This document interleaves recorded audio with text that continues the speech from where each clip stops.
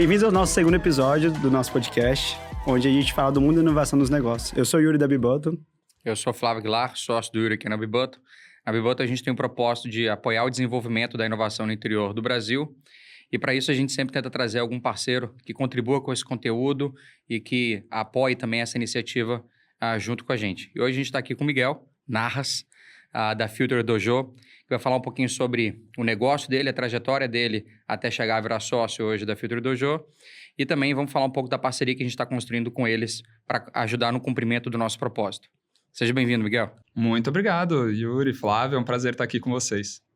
Miguel, a gente sempre gosta de começar o papo falando como é que você entrou nesse mundo, esse mundo do empreendedorismo, da inovação. Como é que foi sua trajetória até virar cofundador da Future Dojo? Maravilha, Flávio. Então, assim, essa história é interessante porque eu vim ali da engenharia civil, essa é a minha formação de base. E... Só tem engenharia nessa galera, né? Eu sou engenheiro também civil, engenheiro. Olha aí, então pronto, também. é quase uma máfia aqui que a gente está criando, né? Eu sou um tecnólogo, puta merda. Não, Flávio, não se sinta excluído, tá? A gente tá junto nessa. Beleza. E eu decidi fazer esse curso de formação, principalmente porque eu adorava esse conceito de tirar linhas de um papel e transformar em algo concreto, uma casa, uma ponte, um edifício que tivesse uma função real no mundo, assim. E quando eu cheguei lá na graduação, vi que, na verdade, a coisa era muito diferente disso, era ficar seguindo norma para calcular a bitola, né, ali numa viga de concreto armado, e isso para mim não fez muito sentido. Mas desde a faculdade eu já me envolvi com programas de empreendedorismo, eu fiz parte do movimento Empresa Júnior, fui da Empresa Júnior da minha faculdade, fui diretor da federação do meu estado. Você estudou onde? Na Unicamp. E fui diretor da federação lá em São Paulo, né? E já tive um contato forte com o empreendedorismo estudantil desde aquela época. E aí, conforme eu fui chegando ali no final da graduação, já vi que para mim, na verdade, aquela visão que eu tinha de pegar linhas num papel e transformar em edifícios, construir alguma casa, ou o que quer que fosse, na verdade, eu traduzo hoje para um propósito que é conseguir construir negócios. Então, hoje transformar planos em negócios que façam sentido, e acho que isso tem tudo a ver com empreendedorismo e inovação. Então, logo que eu saí da faculdade, o meu primeiro emprego foi a ACE. Então, fiz parte de ACE Cortex lá no começo. E a ACE, naquela época, tinha 30 pessoas, né? Hoje está bem maior. Quando foi isso? Foi 2019, começo de 2019. E aí eu comecei lá com programas de inovação aberta, então, como consultor. Trabalhando em diferentes segmentos, setor financeiro, varejo, moda, energia, enfim, diferentes universos que eu conheci. E tive a oportunidade de conhecer muita startup, então meu dia a dia ali era hunting de startups, de um lado, né, conversando com muito empreendedor, e do outro, interagindo com grandes corporações que queriam beber, de fato, desse universo empreendedor e se aproximar de startups para fazer negócios, investimentos, provas de conceito, parcerias, né? Então, de um lado, era gestão de projetos, se conhecer do mundo corporativo, do outro lado, conhecer muitos empreendedores, ver muito pitch deck, participar de muito pitch day, e foi uma escola, assim. Por 2 anos ali, basicamente, eu fiquei fazendo isso. E depois eu já estava muito afim de fato, ter uma posição mais empreendedora. E foi quando a gente começou a estruturar essa escola, que é a Future Dojo. A Future Dojo é a escola de inovação e negócios da ACE, então surgiu, né, como uma spin-off da própria ACE. E eu estava ali no lugar certo, na hora certa, já queria ter essa vivência. Para mim, educação também é um mercado que eu gosto muito.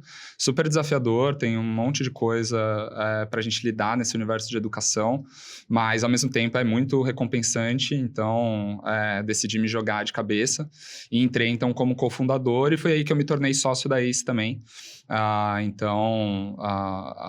Parte do meu tempo é dedicado exclusivamente para a Future Dojo, onde eu lidero o time, toda a nossa estrutura ali de todos os cursos, os diferentes produtos que a gente trabalha. E parte do meu tempo é apoiando como sócio do grupo ACE. Então, o Pedro Carneiro, que esteve aqui em outro episódio, é meu sócio também, assim como uma turma ali de férias que a gente interage no dia a dia. Então, foi assim que eu vim parar aqui, né? Um pouco de visão de construção de negócios, uma chama empreendedora que eu já vivi desde ali da faculdade. E essa paixão também por educação que me fez chegar aqui. Legal. Você saiu do mundo de consultoria, no fim das contas era uma consultoria, apesar de ser consultoria de inovação, e entrou no mundo da educação.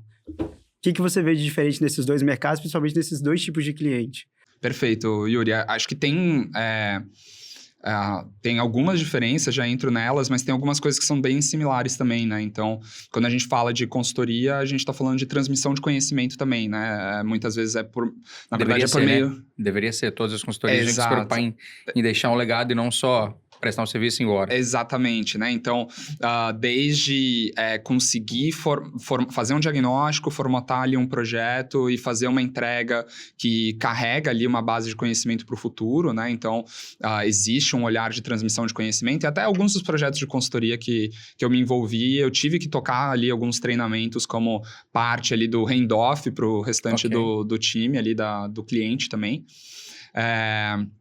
Então, tem algumas semelhanças, mas obviamente tem coisas bem diferentes, né? Então, quando a gente fala de dojo, primeiro que a gente não é exclusivamente ali para empresas, né? A gente tem qualquer pessoa física ali, né? A gente fala que é um modelo de negócios B2C, né? Então, qualquer pessoa física pode adquirir um dos nossos cursos, fazer alguma das nossas trilhas, e isso por si só traz outras dinâmicas, né? Então, é um negócio que ele é muito mais ágil, porque todo dia a gente está conversando com gente e o volume é muito maior, né, de pessoas também que a gente interage, então isso por si só gera uma diferença muito grande no dia a dia e na rotina. Mas como a nossa visão, né, a consultoria a gente faz algo específico para um único cliente, né, então é muito personalizado, era muito individualizado a nossa oferta, o nosso trabalho. Quando a gente fala de educação, a gente precisa traduzir valor para muitas pessoas ao mesmo tempo, né, então óbvio que a gente sempre constrói o nosso curso, então quando a gente constrói um curso, por exemplo, de inovação aberta, né, a gente está focando em pessoas que estão interessadas naquele tema, que já entendem o que é inovação aberta pelo menos, e querem se aprofundar, querem saber como aplicar, querem entender ali os how-tos de como fazer no dia a dia, né?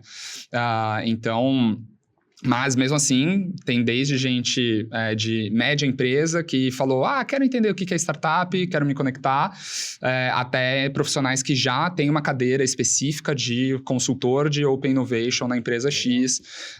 E aí a gente conseguir formatar produtos para todos esses públicos e que gere valor para todo mundo, para a gente é um desafio também. Então, essas são algumas das diferenças, né? A escala, a agilidade.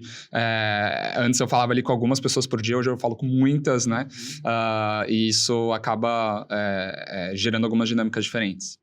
Pensando nessa parte de capacitação e olhando para o público com o qual vocês têm conversado, hoje, numa leitura geral de vocês, como que vocês enxergam o grau de maturidade sobre esse tema, tanto nas empresas ou se for uma coisa mais genérica, uma vez que vocês atendem B2C, né? Direto ao consumidor, como é que vocês estão enxergando o nível de conhecimento sobre esse tema? Porque talvez a gente viva numa bolha. Quando a gente fala de inovação, tem termos, tem jargões, tem formas de tratar o assunto que quem está inserido, ótimo, entende muito bem, mas não sei o quanto a gente está conseguindo extrapolar isso para fora da nossa bolinha e fazendo com que o mercado entenda isso não só de forma mais prática, mas que consiga executar no dia a dia, dada a relevância do assunto para os negócios. Não, perfeito, Flávio. Eu acho que existem realidades muito diferentes acontecendo ao mesmo tempo, né?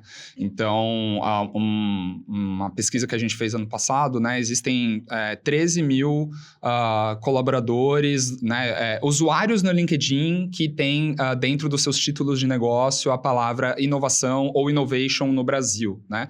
Então, tem 13 mil pessoas que estão, de fato, com um cargo, se identificando pelo menos com um cargo de inovação, seja numa grande corporação, seja num hub, né, às vezes ecossistemas locais, consultorias também de inovação. Então, são 13 mil pessoas que já têm essa função, vamos dizer, estabelecida, né? Óbvio que tem muitas pessoas também que acabam não usando exatamente esse termo, né? Então, vai ter ali alguma transformação digital, produtos digitais, vão ter outras coisas correlacionadas, né? Então, ainda, né, se a gente for olhar para o total de profissionais do Brasil, ainda é uma parcela muito pequena, muito muito nicho, né? E dentro desse nicho existem disparidades muito grandes, né? Então, tem um público, né? Tem alguns perfis diferentes que a gente observa, né? Então, tem um público que veio de outras áreas de negócio, porque é muito difícil alguém começar a sua carreira em inovação. Isso é super raro, né? A maioria dos casos... É uma transição, né? É uma transição. Então, a pessoa civil que vem para uma área de negócio. Exato, não existe uma Dentistas, graduação. Não existe uma graduação de inovação, né? Então, só de começar pela graduação, você vai vir de alguma outra formação como base, né? Mas, até as vagas de entrada são poucas, né? Você vai ver estágios de inovação, analista júnior, não são tantas posições assim ainda no mercado. Tem aumentado nos últimos anos, mas você vai ver quem são os heads de inovação hoje das empresas, não fizeram carreira em inovação, não existia essa cadeira há 10 anos atrás, né? Podia ter outros nomes de melhoria contínua, enfim, outros termos, né? Então, existe parte desse perfil que são pessoas que vieram do marketing, vieram do RH, vieram de gestão de projetos, vieram de outras áreas, e surgiu essa cadeira dentro da empresa. Quem que a gente vai colocar? Né, encontra alguém lá dentro que tem algum perfil, que já tenha uma adesão de tecnologia e por aí vai.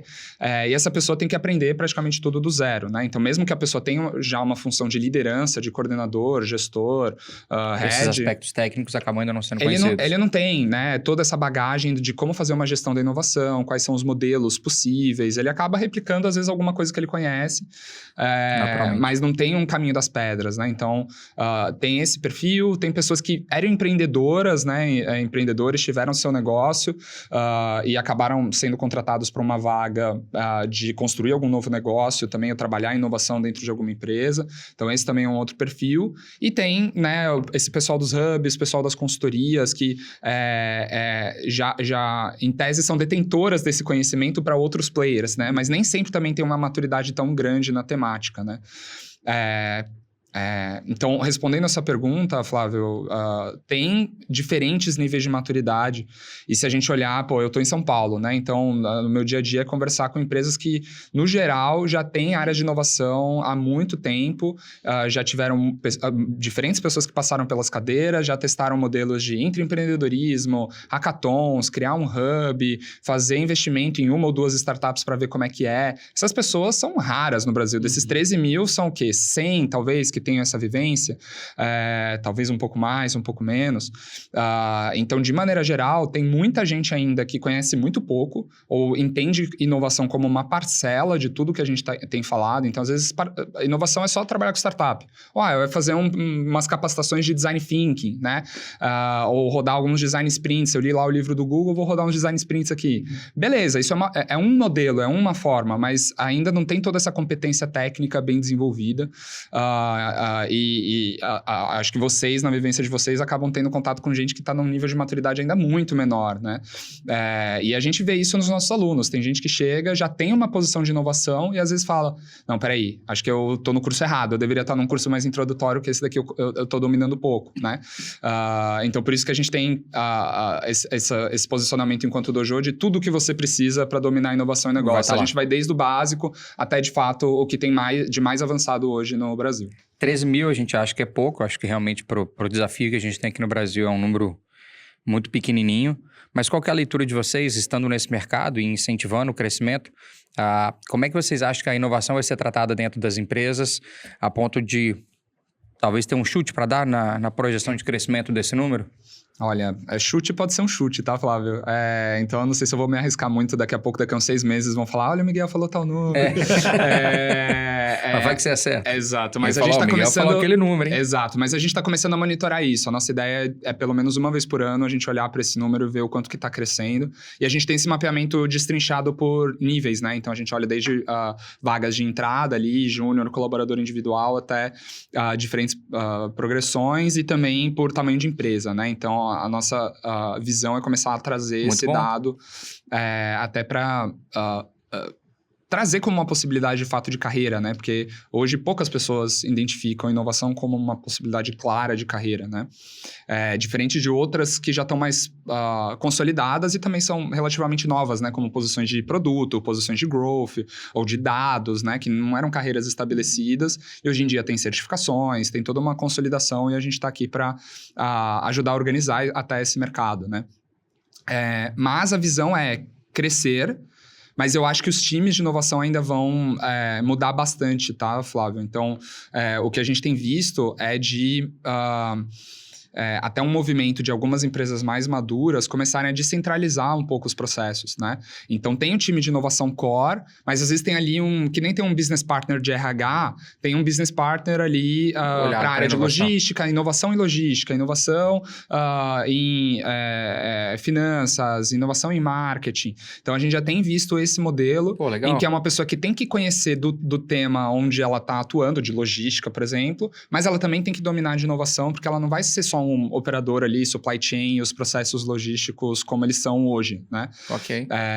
Então, olhando para esse formato, a gente entende que muito possivelmente as áreas de inovação não vão ser gigantes das empresas, né? A gente vê que são times enxutos de maneira geral, mas olhando para esses, seja esse modelo de business partner ou de articulador dentro de cada uma das áreas, eu vejo que a demanda vai ser bem crescente aí nos próximos anos. Eu imagino que a gente chega a 20 mil, 30 mil pessoas colocando inovação ali no seu cargo do LinkedIn nos próximos 3 anos. Acho que é bem plausível. Ainda que talvez estejam dentro de outras áreas dos negócios, mas com a competência de inovação de forma a disseminar aquilo dentro do setor. Exatamente, Flávio. Eu acho que essas 13 mil traduzem bem o mercado das Big Corps, das grandes empresas, que inclusive consegue botar até no seu cargo lá no LinkedIn, que está relacionado à área de inovação. A gente conversou com o Pedro no episódio anterior, falando que talvez no mercado de médias empresas não vai poder ter times dedicados à área de inovação, mas sempre vai ter aquela pessoa com DNA inovador. Aí a gente falou que talvez o primeiro passo de uma média empresa seja identificar essa pessoa e o segundo talvez seja treinar ela nas ferramentas adequadas. E eu acho que talvez esse número de 13 mil deve crescer um pouco mais rápido do que vocês estão imaginando. Espero. E a nossa parceria é com esse intuito. Eu queria entender, quando vocês criaram a Futuri Dojo, qual que era o cliente ideal e quais clientes que vocês estão abraçando agora. E se você puder contar um pouquinho da história também, de como ela surgiu. A gente deu um pequeno spoiler junto com o Pedro, mas acho que vale a gente revisitar a história também. Deve contar também bastante do que vocês estão mirando para o futuro. Legal. E de fato, né, acho que... até esse ponto que você falou, tem, às vezes, até posições que estão sendo redesenhadas, né? Você olha, por exemplo, para um cargo de estratégia, né? Às vezes, uma média empresa tem uma pessoa que está olhando para estratégia ou para projetos, né? A gente, recentemente, fez uma semana da inovação com uma empresa, 100 colaboradores, e aí tinha uma pessoa lá que era gerente de projetos, então ela estava ali responsável por tocar o cronograma ali de algumas ações relevantes e começou a incorporar a inovação nessas ações. Você acabou de escrever a média dos nossos clientes. Perfeito. Então, é o início da jornada ali, né? Mas, falando um pouco da nossa história aqui enquanto Dojo, né? A verdade é que a gente teve, assim como qualquer jornada empreendedora, a gente teve algumas hipóteses que a gente acertou, algumas hipóteses que não foram tão bem certeiras, né? E a gente aprendeu nesse processo, ainda bem que a gente aprendeu rápido. Então, a gente começou pensando ainda mais na base da pirâmide. Então, pensando ali em pessoas que estão, vamos dizer assim, hoje a gente tem esse desenho dessa jornada, né? Mas que estão numa etapa de descoberta da inovação. Então, essa era a nossa hipótese ideal de cliente ideal ali, né? Então, ele é um analista de marketing, e aí ele está recebendo uma pressão da companhia, precisamos falar de inovação. Ele já é uma geração mais jovem e já gosta de startup, né? Já se conecta mais com esse universo. Então, para ele, falar de inovação é até mais próximo, né? Então, a nossa hipótese era trabalhar com esse público com cursos ainda mais de entrada, né? E na verdade, o que deu muito mais certo para a gente foi pegar um público que está já numa etapa de aplicação, né? Então, hoje, esse é o público principal que a gente tem, é quem já precisa executar ou liderar iniciativas de inovação de fato, né? Então, seja ali uma pessoa que está super engajada num programa de ideias da sua empresa, né? Um programa de empreendedorismo, submeteu um projeto, foi selecionado e está ali, beleza, o que eu faço agora? Como é que eu tiro isso do papel? E às vezes a própria empresa não tem um processo tão bem estabelecido. Então, desde essa pessoa que já está num momento de aplicação, ou um gestor de área qualquer, assim, que está sentindo a pressão de aplicação de AI nos seus processos, processos para gerar eficiência, gerar escala, mas ele já tem uma dor de aplicação imediata, né? Até, de fato, quem já é head de inovação de um grupo de hospitais, um varejo e por aí vai, né? Seja médio ou grande, né? Ou pequeno. Então, hoje a gente está focando muito mais nesse cliente de aplicação, então, que já foi sensibilizado de alguma forma, né? Então, quantos Startup Weekends já tiveram aí por esse Brasil, né? Quantos eventos de inovação hoje a gente já tem no ecossistema, que a gente não tinha há 10 anos atrás. Então, a gente está buscando pessoas e trabalhando com essas pessoas que já, vamos dizer, já foram picados ali pelo mosquitinho da inovação, já querem aplicar e às vezes estão até frustrados porque colocaram um MVP no ar e não deu certo, ou se conectaram com uma startup e não deu em nada, não conseguiram fechar contrato. Então, hoje esse é o nosso público, né? E conectando um pouco com a nossa história, né? É até curioso, porque a gente começou lá na pandemia, né? Então, a gente ainda estava vivendo um mundo remoto. E até por isso que a gente apostou muito mais em um conteúdo super escalável e introdutório, porque a gente estava vivendo a época do online, né? Então, a gente foi muito para essa linha. Mas a gente não tinha uma marca bem estabelecida, né? Outras escolas que tinham um modelo 100% presencial já tinham uma marca, conseguiram fazer essa virada até com, vamos dizer assim, mais facilidade. A gente começar de fato do online, produtos de entrada, naquele momento para a gente não fez tanto sentido, assim. Então, essa foi a estratégia que a gente adotou ali no começo.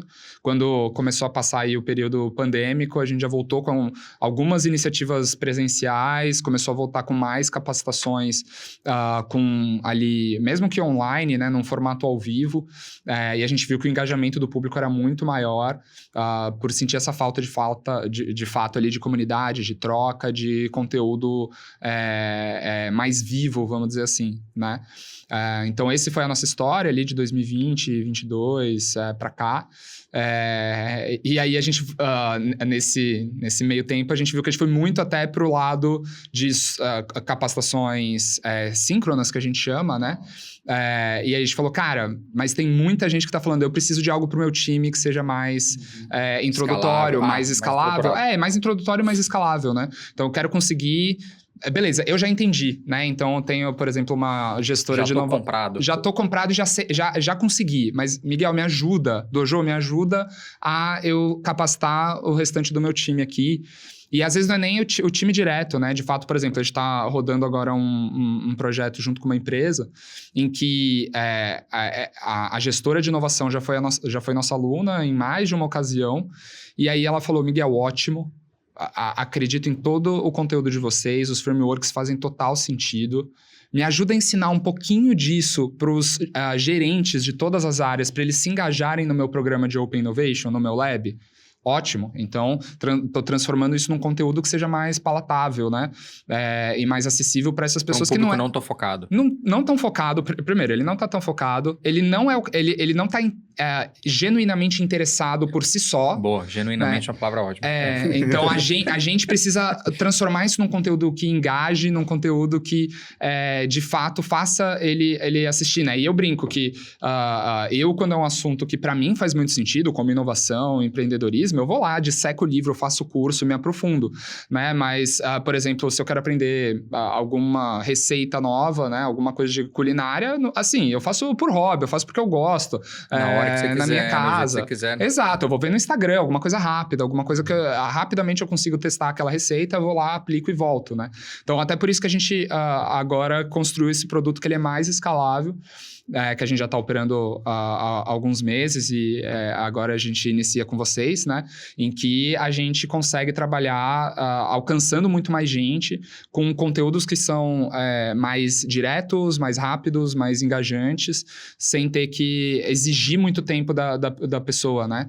E mantendo esses conceitos que a gente viu que eram muito importantes, que é a comunidade, que é a troca, e incluindo outras coisas nesse meio do caminho, né?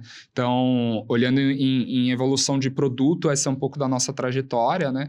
E aí tem N histórias de bastidores aí, né, Yuri? Mas acho que esses são os aprendizados Temos outros podcasts centrais aí. Exato. Acho que um fato interessante sobre a Futuri Dojo é que os próprios clientes daí são instrutores dentro da plataforma. Isso mostra o quão prático é o conteúdo. Não é só focado na teoria, mas realmente quem aplica está ali também ensinando. Acho que é um diferencial bem grande. Acho que foi por isso que a gente viu muito interesse em fazer uma parceria desde o início, né? Que foi uma parceria que o Flávio puxou e que foi muito, muito fluida, né? Foi uma das parcerias mais rápidas que a gente fechou. A gente falou isso também com o Pedro, quando a gente conversou com ele. A gente falou um pouco sobre parcerias e ele falou do aspecto que hoje a maioria delas está se construindo ainda muito no arcabouço burocrático e que com a gente aqui foi muito mais fluido. A gente deu uma rodada primeiro para poder chegar em você do jeito certo, né? Então a gente foi lá no Kim, foi no Pedro, mas desde o momento que a gente chegou para conversar com você, faltava só um aperto de mãos para a gente poder evoluir. Tem lá uns advogados que ficam enchendo o saco, querendo colocar uma cláusula ou outra no contrato, mas a gente já tinha instituído a parceria antes mesmo do documento surgir. Pegando esse gancho da parceria, mas para que a gente possa falar melhor daqui para frente sobre a Futuri Dojo, explica hoje como ela está posicionada. Tá? Eu já entendi dos clientes, mas quais são os produtos que vocês têm e como vocês estão operando? Eu sei que para além dos cursos também tem missões, eu não sei se é assim que vocês estão chamando. Chama de expedições. Expedições, é ok. Aí. Como é que isso se compõe e o que a gente hoje, na parceria que a gente está construindo, a gente vai dar acesso aos clientes que também se relacionam com a Bibutter? Perfeito. Então hoje a gente trabalha com uma... Bom, né, a Dojo é a escola, né, que entrega tudo o que você precisa para dominar a inovação em negócios, esse é o nosso mote, né? E de fato, se é tudo que você precisa, né? E quem é o você e o que é esse tudo, né? Isso é muito do que a gente discute no nosso dia a dia ali no negócio, né? Mas olhando para a nossa organização de fato de produtos, né? Hoje a gente tem nessa etapa, então, de descoberta, que é para todos, né? Todo mundo que precisa entender um pouquinho mais da inovação, precisa ter ali algumas ferramentas para conseguir destravar projetos, destravar algum valor, mas não é o dia a dia dela. A gente construiu hoje a nossa assinatura, então a gente fala que é a assinatura Futuri Dojo, em que a gente tem uma aula nova toda semana, e uma aula é realmente uma pílula, então é uma aula de até no máximo 20 minutos, e que se você não quiser assistir o vídeo, tem ela toda transcrita num formato ali como se fosse um blog, né? Um pequeno e-book. E se você gostar demais daquele conteúdo e for realmente aquilo que você precisa, ainda tem materiais complementares para você aprofundar, né? Então a gente tem desde essas aulas todas as semanas, que chega ali na sua caixa de e-mail, você consegue acessar e interagir também. Se você quiser mandar dúvidas, você consegue mandar. Até algumas das nossas formações básicas ali gravadas também on demand, você consegue assistir.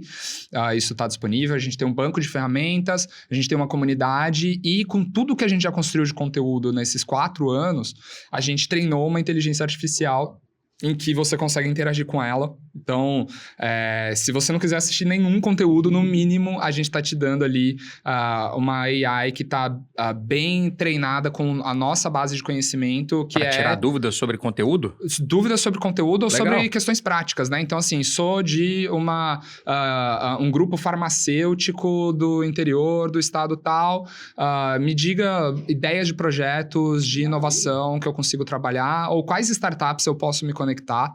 Então, a gente tem hoje essa função já habilitada também para todo mundo que acessa, né?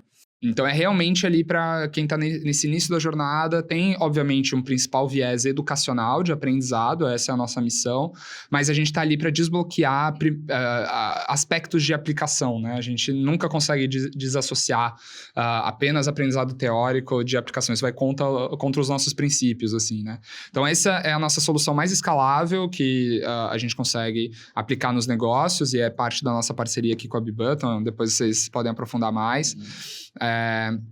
A gente tem as nossas formações, que são trilhas, vamos dizer, um pouco mais técnicas ali de cursos livres para aplicação de conceitos de inovação. Então, a gente tem desde a construção de novos negócios, uma trilha focada nisso, uma trilha focada em AI, uma trilha focada em inovação aberta, conexão com o ecossistema, startups, e outra que é mais, vamos dizer, eu diria que é a mais avançada, que é focada de fato em gestão e estratégia de inovação, para quem já tem ali múltiplas iniciativas, precisa gerir um portfólio portfólio, construir uma estratégia para guiar aí as iniciativas da companhia, né?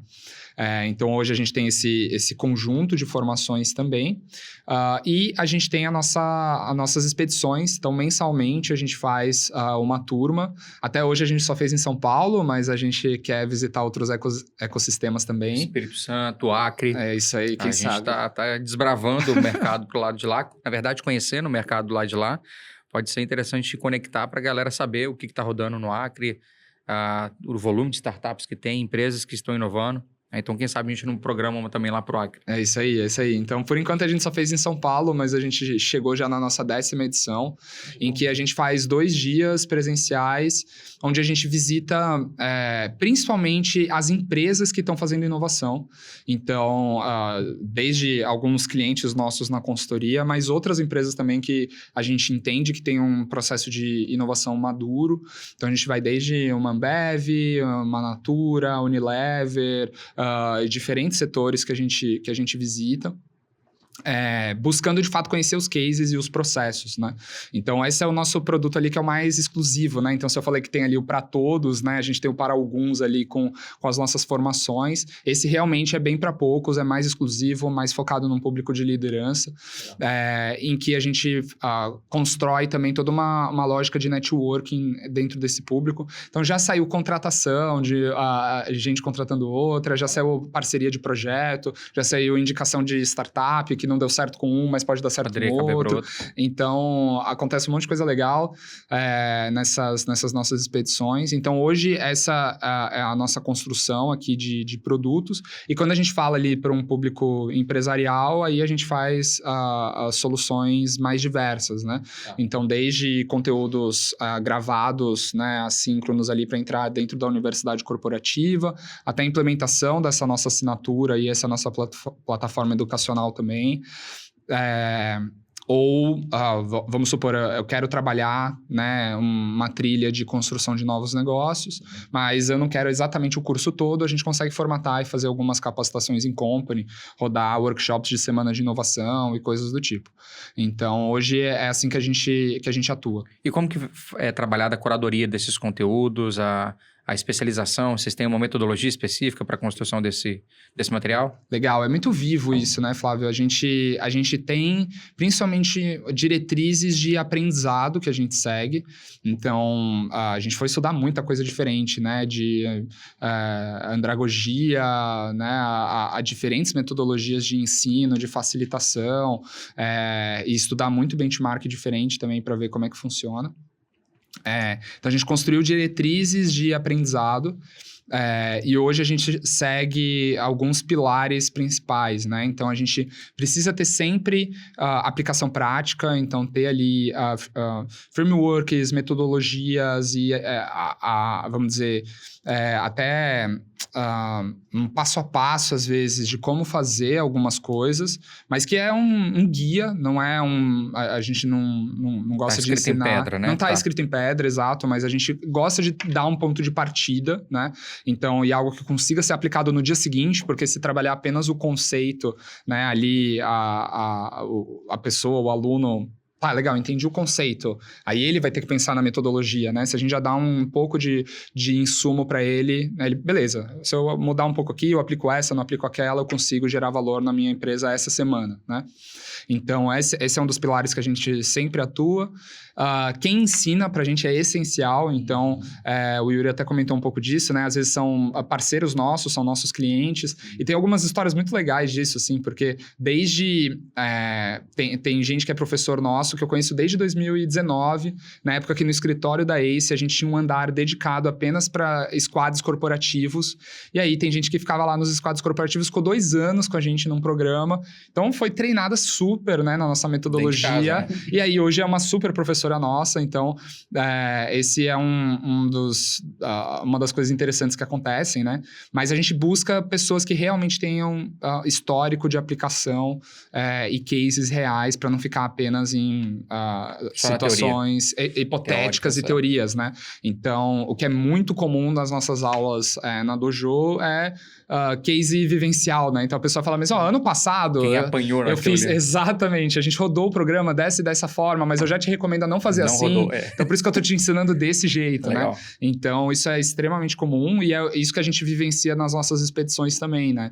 Porque são momentos para conhecer os espaços, os ecossistemas, mas a gente tem aulas ali, de fato, de, olha, o processo de inovação aberta na Unilever é assim, esse é o nosso passo a passo, é assim que a gente fez, mas, há 5 anos atrás era de outro jeito, a gente chegou assim hoje por conta disso, e ainda não estamos perfeitos, né? Tem esses pontos que a gente quer melhorar. Então, acaba sendo conversas muito honestas, né? Porque são competências novas, né? É uma área de conhecimento que tem, sim, estudo, tem bibliografia, tem cases, mas tem muita coisa que está sendo construída, né? Então, por isso que a curadoria ela é muito viva, né? Então, a gente olha a gente vai aprendendo. Às vezes, a gente traz um professor que não estava na nossa base e a gente dá uma diretriz, essa aula é assim, né? Que a gente pensou ela e fala, mas posso incluir tal coisa? Legal, pode, vamos ver. Traz a experiência dele pra mesa, né? Exato, e daí eu tenho um time hoje dedicado que assiste todas as aulas e daí fala, isso daqui tem que virar obrigatório dentro da nossa ementa agora, isso daqui faz muito sentido. Ou, isso daqui vamos passar o feedback pro professor que isso daqui não cabe para uma próxima iteração, né?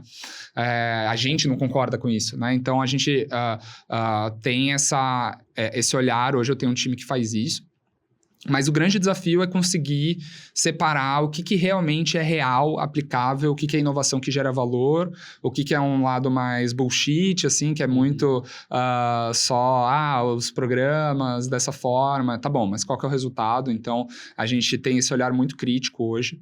E faltou falar de um dos pilares, né? Eu falei dos frameworks, as metodologias e os professores. Faltou falar de comunidade e troca. Legal. Né? Então, a gente considera hoje que... até um dos pilares da andragogia também, né? Que, de fato, não existe uma centralidade no professor, ele é o detentor do conhecimento e é apenas uma via única, né? De fato, tem a troca, tem a interação, então... Entre a comunidade, ou os que estão ali Exato, participando. entre a É o último grau comunidade. de maturidade, né, andragogia. Exatamente. Ter essa troca entre aluno e professor. Exatamente. Então,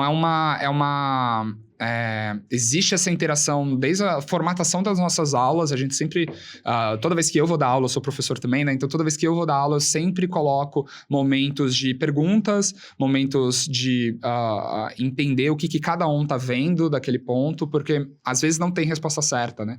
Então, esse acaba sendo um outro ponto muito relevante e até uma dica aí para quem tá entrando nesse universo de inovação, trocar, interagir, abrir os seus desafios, né? Tem gente que às vezes fica receoso, né? Por serem pautas estratégicas, às vezes envolver assuntos sigilosos, né? E não querer abrir muito o jogo, mas eu tenho visto esse movimento super legal do mercado, de a galera de inovação ser super aberta, abrir, olha, isso daqui não funciona, isso daqui a gente conseguiu dar um jeito de funcionar, sabe? Mas eu gostei da provocação, acho que uma coisa legal, que eu acho que todo mundo que trabalha com inovação deveria tentar estudar, é a andragogia. Porque entre nós, inovadores, ou aqueles que se posicionam como tal e já compraram isso, né? Ou que vestem esse chapéu, de alguma forma já está super aberto a discutir. Só que quando a gente está olhando para dentro de uma empresa, é só a gente, talvez, que está tão feliz assim com essa carapuça, sabe? O resto do time, os outros diretores, as gerências, eles não estão tão... Qual foi o termo que você usou, que eu achei sensacional? Estão genuinamente envolvidos com aquilo ali, ou seja, estão cagando para aquilo ali, em que se a gente tem essa consciência e entende o lado da andragogia, de como ensinar ou de como tratar um adulto em relação ao aprendizado, eu acho que a gente conseguiria aceitar mais coisas, porque do lado de cá, a gente também como responsável pela inovação dentro de uma empresa, a gente acaba se frustrando muito. Encontra muita barreira, encontra muita dificuldade, mas se você entende a andragogia e entende o que está acontecendo ali, passa a ser algo muito natural, faz parte do seu dia a dia, e de alguma forma você vai convivendo com aquilo e superando à medida que você vai entendendo que você tem que conectar as pessoas, que você tem que entender o momento deles, que eles não estão tão genuinamente conectados com aquela pauta, mas a coisa vai se construindo.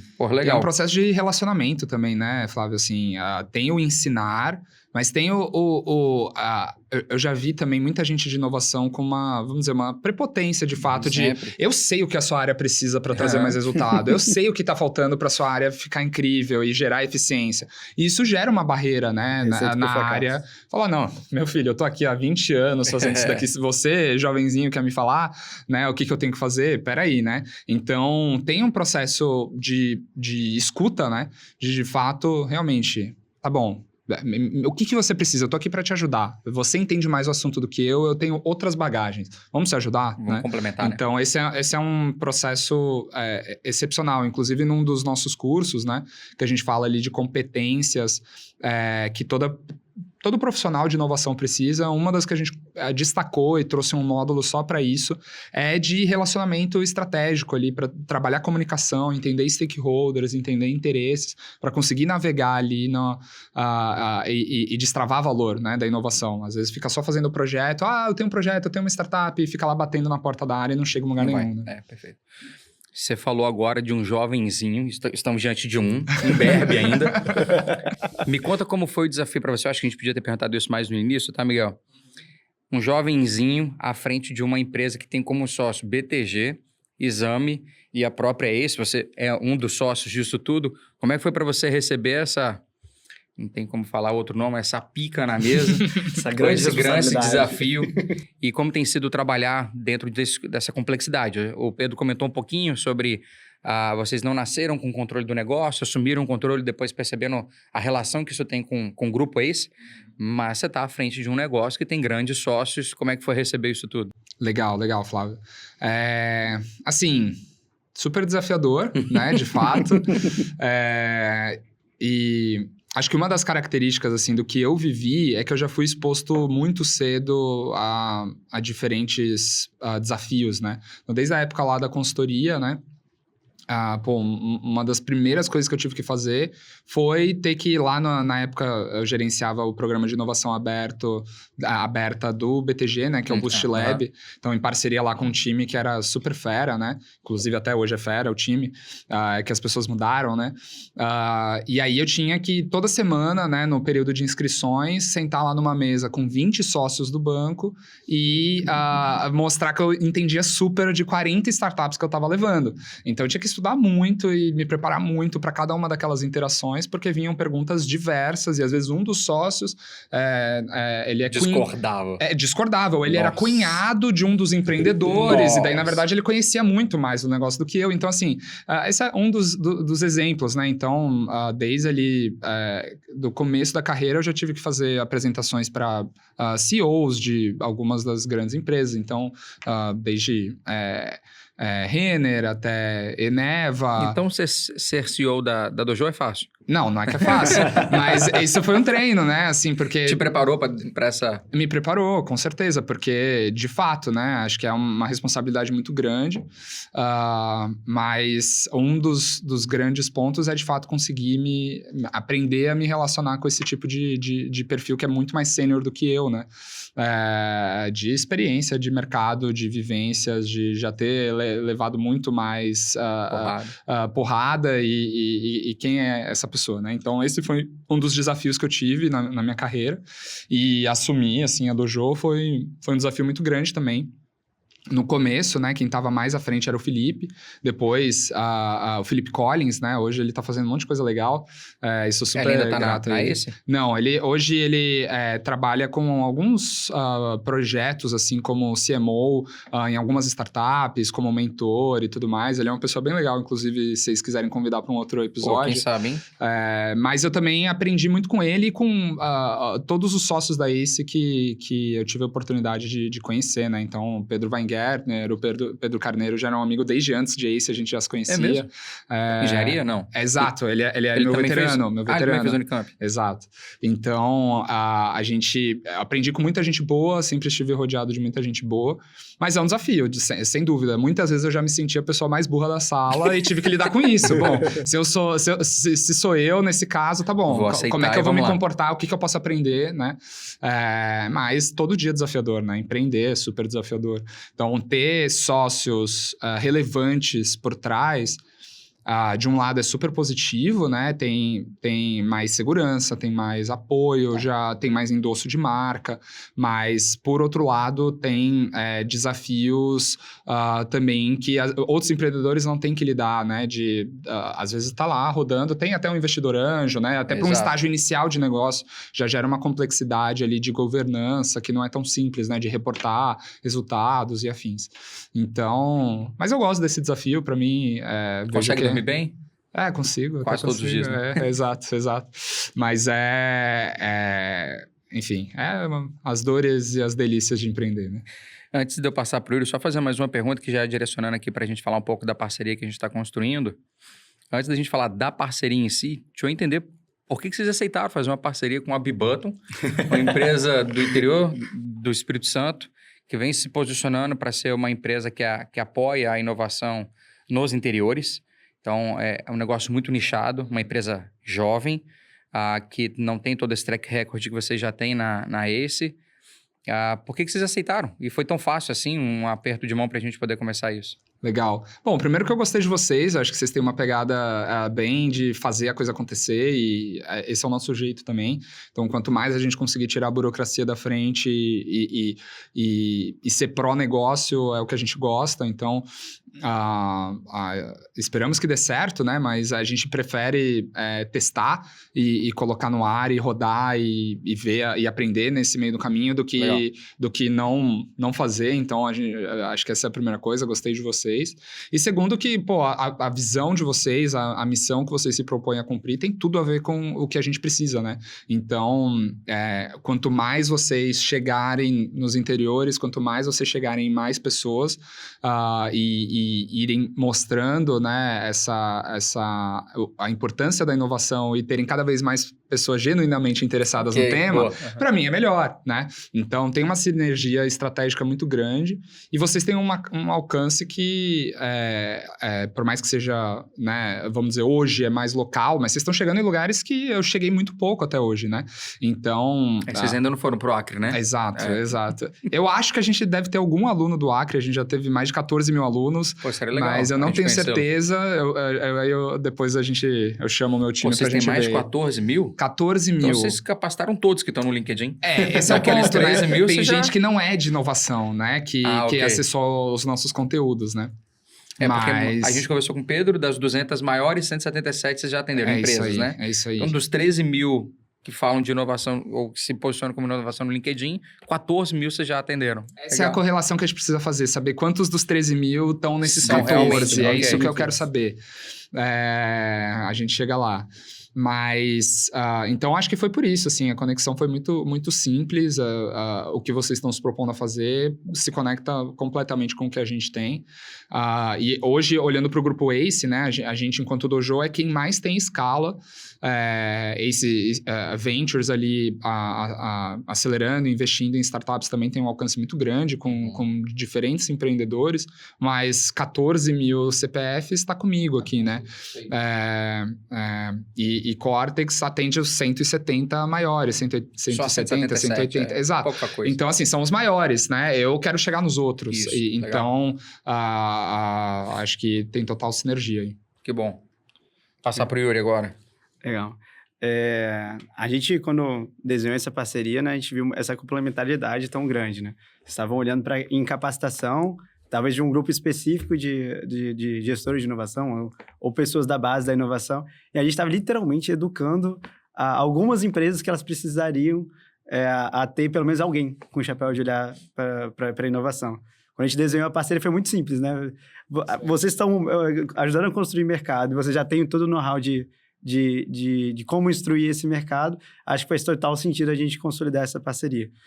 Acho que foi ainda mais fácil o Flávio ir até lá e a gente começar a executar.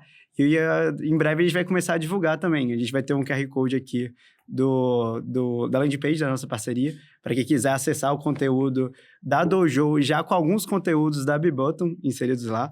Acho que foi o principal ponto da nossa parceria, como é que a gente consegue adaptar parte do conteúdo ou introduzir conteúdo que a gente vê que é necessário para esse público nosso que a gente está inserindo nesse mundo da inovação. Talvez quem a gente está trazendo aí do restante do Brasil que ainda não se conectou. E eu acho que agora é a gente conseguir trazer as empresas, né, para participarem mais disso tudo. Quando a gente começou a desenhar a parceria, Flávio, o que você viu de diferencial da Dojo que acha que vai mais atrair os empresários que talvez nem conhecem ainda como a inovação pode transformar o seu negócio? Eu acho que vai muito do que o Miguel falou até agora. Eles têm uma preocupação muito grande em adequar a comunicação ao público e todos esses públicos, né? Porque o foco de vocês é tudo que você precisa. Então, você tem vários vocês aí. Eu acho que uma parcela grande desses vocês é a parcela com quem a gente tem se relacionado. Então, o conteúdo, da forma que vocês tratam e a dinâmica que vocês colocam no conteúdo é muito próximo do que a gente quer trazer. Porque, de forma prática, a parceria que a gente está construindo vem num primeiro momento, para dentro de um programa de inovação que a gente desenvolveu, que dentro dele tem capacitações que a gente leva para as empresas de médio porte, prioritariamente no interior do estado. E tem também algumas... foi uma provocação de alguns clientes que eles precisavam não só capacitar um time estratégico, mas que levassem esse conteúdo para toda a empresa. Então, a parceria nasce a partir daqui, dessa necessidade de qualificar melhor a nossa capacitação dentro do programa, e aí ter a Dojo com essas características de personalização para vários vocês, para a gente é muito importante. Vocês já estavam fazendo esse trabalho espetacular, veio a casar com a nossa necessidade de qualificar o nosso público também. E eu acho que a gente consegue depois explorar outras crescentes dessa parceria para outros mercados ou para outras formas de atuar com esse mesmo cliente. Então, para a gente... encaixou muito bem no momento em que a gente estava. A primeira turma do Programa de Inovação Corporativa está começando agora. Não sei necessariamente quando que vai sair esse podcast, mas começou agora no segundo semestre de 2024. E a gente já vai ter as primeiras turmas sendo qualificadas já com a metodologia da Dojo em território capixaba, sabe? Então, a gente conseguiu também, junto com vocês, criar algo que saísse só do conteúdo online, que para a gente, como Bebutton, é algo muito importante. A gente quer tangibilizar esse conteúdo localmente e criar um pouco dessa comunidade daqueles que participaram dos cursos ou do nosso programa para que eles possam se conhecer, se conectar e várias das características que você falou que acontecem naturalmente dessas conexões também serem provocadas localmente. Então, a gente está muito ansioso em colocar isso logo para rodar. Temos alguns anúncios importantes para fazer amanhã, né, quando a gente vai fazer o lançamento do programa. E, enfim, agradecemos demais a oportunidade. Te fiz a pergunta do porquê Bebutton, né? Porque a gente ainda está construindo muita coisa e espelhamos, a gente falou isso com o Pedro também, a gente espelha demais no contexto do grupo ACE, tá? Não só para esse Cortex ou ACE Ventures, a gente acaba também tendo essas verticais aqui dentro. Não sei se a gente vai conseguir ter uma ACE Educação, uma Bebutton Educação, talvez a gente vá construir isso muito mais em parceria com vocês mesmo. Legal. Tá? Excelente. Pelo contrário, acho que com a parceria só reforça a nossa intenção de ampliar a parceria Bebutton e Dojo para outros estados. O Acre já é um caminho natural para a gente. Agora só falta o meio entre o Espírito Santo e o Acre, que dá só daqui para lá. Metade do Brasil, né? 3 horas e meia de avião. E para finalizar, o Flávio sempre tem 3 perguntinhas estratégicas. O sempre é ótimo, né? Porque a gente começou agora a fazer os podcasts, então a gente está testando um pouco disso, tá, Miguel? Fiz essas perguntas para o Pedro também. Eu acho que elas vão falar, as perguntas são mais sobre a Bebutton do que sobre o parceiro, mas acaba criando uma conexão bacana, tá? A gente falou e o mote do foco do programa hoje tem sido sobre parcerias. Mas me fala um pouquinho na perspectiva do Miguel, sabe? O quanto você enxerga parceria relevante no dia a dia de vocês e quanto você, Dojo e ACE, pelo que entendi, você também tem uma posição no grupo ACE. Como que vocês enxergam a questão de parcerias no negócio e de forma pessoal? Cara... No negócio, para a gente é essencial, a gente faz muito. Então, essa parceria que a gente desenhou aqui com vocês, ao mesmo tempo eu estou desenhando várias outras que são diferentes e todas elas me animam muito. Então, para o negócio, faz parte do nosso dia a dia e surgem até mais oportunidades do que a gente dá conta de exercer. E para mim, pessoalmente, para mim é sempre... animador, assim, quando surge uma nova parceria que eu tenho que desenhar, pensar como é que eu conecto o nosso negócio com esse outro. Então, é um desafio intelectual que me atrai, assim, de pensar como é que a gente pode conectar as coisas. E acabo sempre conhecendo gente nova, gente legal, que acaba aprendendo muito também. Então, para mim, trabalhar com parcerias faz total sentido também. Ótimo. Próxima pergunta também tem muito mais a ver com a gente do que necessariamente com quem a gente está batendo um papo. Umbigo no balcão. Tá? É uma frase que a gente costuma usar aqui no interior do Espírito Santo. Ela não é tão conhecida por todo o mercado. Eu ouvi falar que São Paulo é barriga no balcão. Barriga no balcão. É mais comum. Então, você já conhece o termo. Como é que você enxerga isso no negócio de vocês? Termo umbigo no balcão ou barriga no balcão. Como é que isso é enxergado na Ace e na Dojo, que são esferas aí que você consegue ter envolvimento? Cara, na Dojo é diário, então desde as conversas que o meu time hoje de comercial, de atendimento, faz com os alunos. Eu adoro ver também como essas conversas estão indo e ver a forma como os nossos alunos se comunicam com a gente. Eu adoro dar aula também, então o nosso core business é transmitir conhecimento, então não tem nada mais umbigo no balcão do que isso. Perfeito. Então, para mim, faz total parte do job e é curioso, assim, porque na Ace a gente tem muito esse DNA, assim, não importa se é sócio, se é o fundador, né, se é o Pedro, o Mike, que são os fundadores da Ace, assim, eles também entram muito na operação quando precisa resolver uma planilha, precisa ir lá falar com o cliente, entra total, se suja de graxa. Então, acho que tem um lado que é assim, qualquer negócio mais empreendedor total precisa estar ali executando, né? Não dá para só ficar ali gerenciando. Então, esse é que faz parte da nossa cultura. E do outro lado, é uma forma de conhecer o cliente, né? Então, para mim, é essencial para qualquer negócio. Inclusive, é um dos princípios da inovação que a gente fala, é colocar o cliente no centro. E isso envolve sair de casa, né? Vamos dizer, sair da porta dos fundos, do escritório, e precisa ir pro balcão, né? Legal. A próxima pergunta ela é um pouquinho esquisita. Tá bom. Mas ela também tem um pouco de histórico aqui dentro da Button, tá? A gente costuma brincar que toda ideia nasce meio bosta, tá?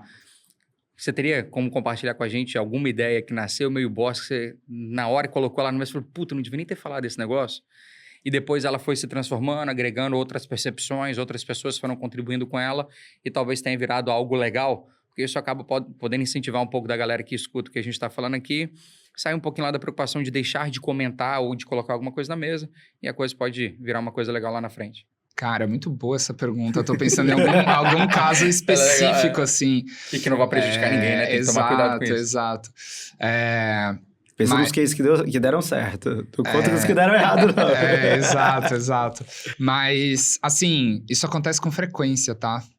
Desde coisas pequenas E se a gente matasse uma reunião, assim, né? Se essa reunião deixasse de existir, às vezes eu fico, cara, será que eu deveria estar falando isso, né? Será que isso faz sentido, né? E daí, quando vê, tem mais gente que fala, não, realmente, essa reunião pode ser outra coisa. Se você nunca tivesse falado, talvez aquela reunião talvez continuaria existindo, né? Então, desde coisas bem simples do dia a dia da operação, até, de fato, produtos, né? Então, hoje, essa nossa expedição, por exemplo, não foi eu exatamente a primeira pessoa a verbalizar, mas surgiu como uma coisa, e se a gente fizesse um negócio de uma semana, a gente coloca um monte de gente e tal. Aí eu já fiquei pensando, colocar na van uma galera e tal, e 5 dias, uma semana inteira de evento, eu já comecei, minha cabeça de engenheiro já começou a fazer conta, quanto custo que é isso, se uma pessoa quebra a perna, e aí o que acontece no meio do negócio? Eu já pensei em um monte de coisa, né? Um monte de risco e tal. Daí eu falei, não, tá bom, vamos começar um pouco mais simples. Em vez de uma semana inteira, vamos fazer 2 dias e tal. E daí o pessoal foi agregando em cima. E hoje, assim, é uma experiência incrível. Tanto que já teve gente que foi 3 vezes. Porque a gente vai variando as empresas, locais, né? Legal. Então, acho que tem diferentes casos. Queria pensar um caso mais emblemático, assim, mas esses são os que vieram na cabeça. Não, tá ótimo. Acho que nos próximos a galera já vai saber que a gente faz essa pergunta. É verdade. Legal. Então quer dizer que vocês têm um nome? Expedições. A gente tá mudando o nome. Então, dependendo do momento que sair esse podcast, aí já tá desatualizado. Exato. Então, por isso que eu não vou falar. Mas Expedições, então, foi ideia meio bosta de vocês? Eu acho que foi. Assim, no começo eu julguei a ideia. E daí a gente fez funcionar. E hoje é um produto carro-chefe. Que legal. Maravilha. Um dia eu vou deixar o Flávio contar como é que surgiu o nome Button. Pronto. Foi mais ou menos assim. Vai ser na 4ª temporada que ele consegue. Lá na frente. Tem muita gente já na fila. Pronto. Então deixa quando faltar assunto eu falo sobre isso. Pronto. Miguel, eu queria agradecer demais pela parceria, não só pelo episódio. A gente vai deixar o QR Code para as pessoas conhecerem mais a nossa parceria no vídeo. E agradecer por você ter vindo aqui do Espírito Santo para treinar mais instrutores Isso. da Dojo, os nossos senseis É isso aí. aqui no Espírito Santo, para a gente poder replicar mais a inovação nos negócios capixabas e quem sabe mais para frente, do Espírito Santo até o Acre, a gente não tenha mais senseis aí espalhados pelo Brasil. É isso aí, maravilha. Obrigado eu pelo convite, gente. Fechado. Valeu, Miguel.